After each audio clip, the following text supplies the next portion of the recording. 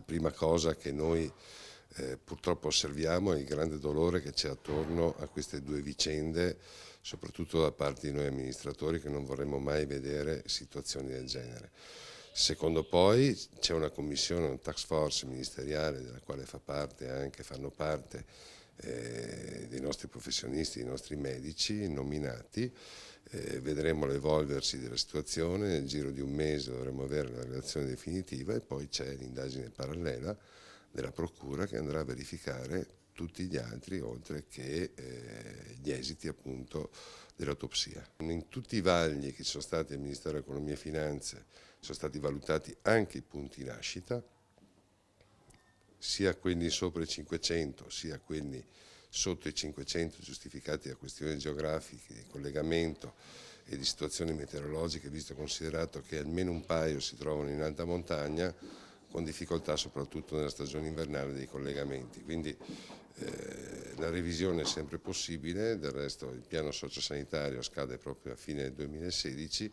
con il nuovo piano sociosanitario, ma già da subito potrebbero anche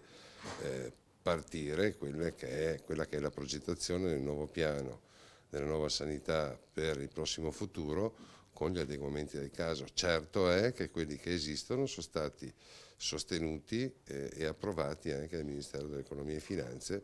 che ha valutato li ha vagliati uno per uno in conformità alla normativa vigente. Abbiamo chiesto che l'assessorato quanto prima ci fornisca i dati relativi alle donne che muoiono ancora di parto e ai feti che purtroppo non nascono, quali sono le ragioni, quali sono quindi le motivazioni patologiche e ovviamente anche un impegno forte della Regione in termini di prevenzione,